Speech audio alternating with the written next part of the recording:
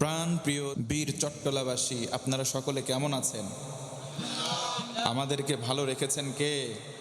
আল্লাহ রাব্বুল আলামিন বলেন, ওয়ামা আরসালনাকা ইল্লা রাহমাতাল লিল আলামিন।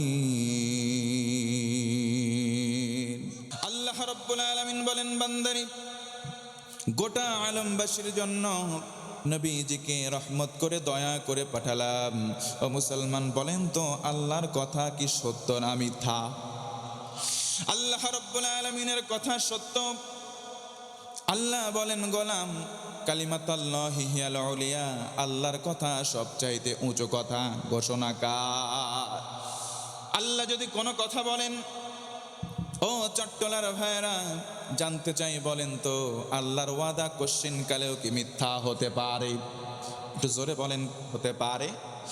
আল্লাহ রাব্বুল আলামিন বলেন, ওয়াদাল্লাহি হাক্কুন, আল্লাহর ওয়াদা সত্য। ভিন্ন আয়াতে আমার আল্লাহ বলেন, ইন্নাল্লাহা লা ইউখলিফুল মিয়াদ।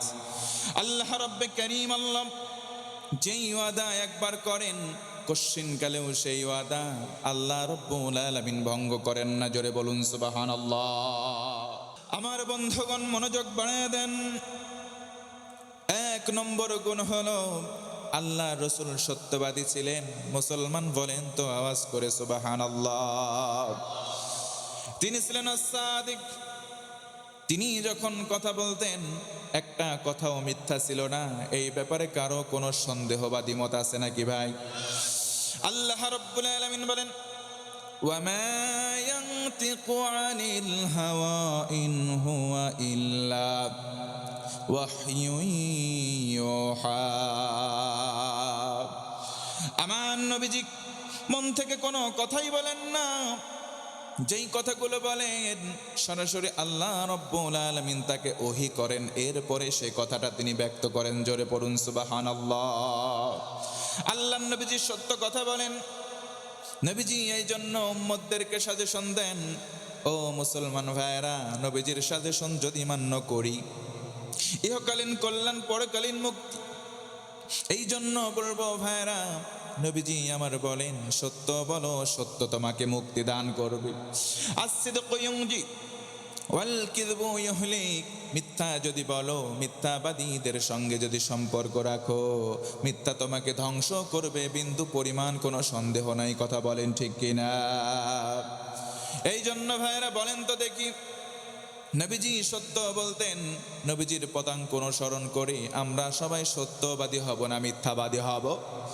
আমরা সবাই সত্যবাদী হতে চাই, সত্য কথা বলতে চাই। কেমন করে সত্যবাদী হব, কিভাবে আমরা সত্য কথা বলবো? একটা পদাঙ্ক থেকে শিক্ষা নেই। কার পদাঙ্ক থেকে শিক্ষা নেব?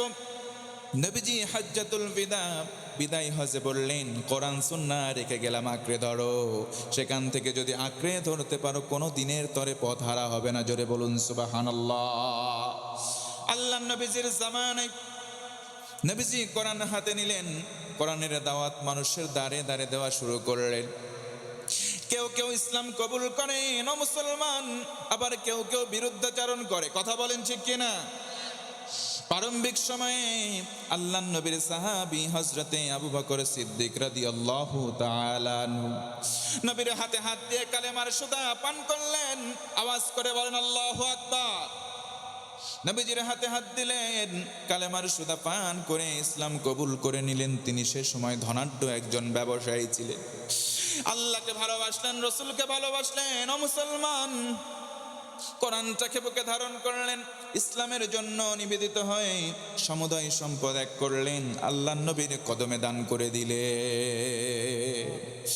সমুদয় সম্পদ দান করা শেষ। এবার প্রায় তিনি নিঃস্ব। চিন্তা করলেন, বসে বসে খাবো না, আমি এবার দিন এনে দিন খাওয়া শুরু করব। আমি কায়িক পরিশ্রম করব, দিন মজুর হব। ও মুসলমান, দিন মজুর হওয়া সৌভাগ্যের বিষয়। কথা বলেন ঠিক কিনা? অনেকে অটো ড্রাইভারি করে, মনটা খারাপ হয়ে থাকে, দিন এনে দিন খাই, তার মন খারাপ। আল্লাহর রাসূল বলেন, মন খারাপ করার কোনো প্রয়োজন। কারণ কি? কারণ হলো আল কাসিবু হাবিবুল্লাহ। আল্লাহর রাসূল বলেন, উম্মত যারা শ্রমিক, যারা দিন এনে দিন খায়, দুনিয়ায় তাদের কোনো বন্ধু নাই, তাদের বন্ধু সরাসরি আমার আল্লাহ। সুবহানাল্লাহ নাই? আল্লাহ রাব্বুল আলামিন আবু বকরের কলিজায় মোহাব্বত ঢেলে দিলেন, ইসলামের জন্য সব দান করে তিনি এবার শ্রমিক হয়ে গেলেন। আমার ভাইয়েরা মনোযোগ বাড়ায় দেন। আবু বকর বের হন, কিছু দূর অগ্রসর হয়, একজন ইহুদি পেছন দিক থেকে এসে প্রতিবন্ধকতা তৈরি করে। আবু বকর দাঁড়াও, তোমার সঙ্গে কথা আছে বলবো। হযরতে আবু বকর দাঁড়ালেন। এবার যখন আবু বকর দাঁড়াই, ইহুদি এসে বলে, ভাই আংতা ফকির, তোর কিছু নাই, তুই বেটা ফকির। জোরে কন্যা আউযুবিল্লাহ। হযরতে আবু বকর মুস্কি হাসি দেয়, পাল্টা কোনো কথা নাই, পাল্টা কোনো জবাব নাই। কিন্তু আমাদেরকে কেউ যদি ফকির বলে গালি দিত, আমরা পাল্টা জবাব দিতাম। কথা বলেন ঠিক কিনা? আল্লাহ তাআলা বলেন, ওয়াইবাদুর রহমানিল্লাযীনা ইয়ামশুনা আলাল আরদি হাওনা ওয়া ইযা খাতাবাহুমুল জাহিলুনা ক্বালু সালামা। আরে আমি আল্লাহ রহমান নামের উসিলায় দয়া করব তখন যখন জমিনে আমার বান্দা নম্র হয়ে চলবে। কেউ গালি দিলে গালি দেবে না, তাকে দেবে সালাম। আমরাও কাউরে গালি দেব? জোরে কোন দেব? হযরতে আবু বকর কিছু দূর অগ্রসর হয়ে গেলেন। ইহুদি আবার গিয়ে প্রতিবন্ধকতা তৈরি করে, ডেকে বলে, আবু বকর তুই যেমন ফকির, তোর বাপ দাদা 14 বংশের সবাই যেমন ফকির রে আবু বকর। আজকের দিনে একটা চরম কথা বলতে চাই, কি বলবা বলো?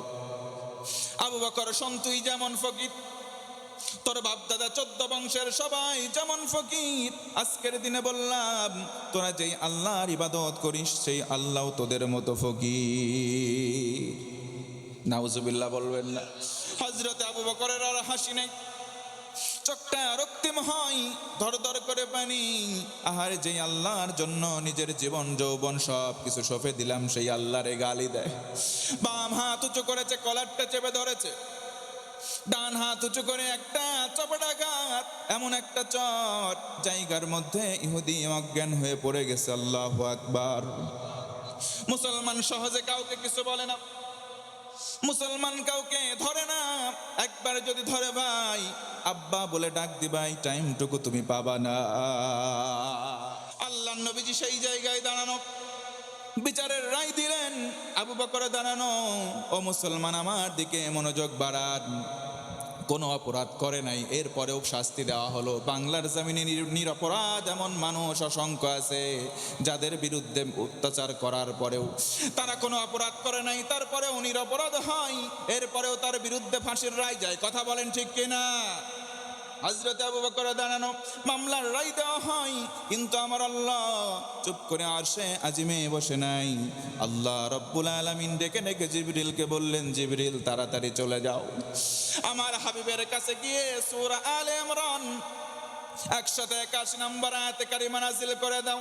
আয়াত যখন নাজিল হয়, নবীজি বলেন, ইহুদি ভাই জায়গায় দাঁড়িয়ে যাও, আবু বকরের দিকে এক কদম তুমি অগ্রসর হওয়ার কোনো অধিকার রাখো না। চিৎকার করে বলেন সুবহানাল্লাহ।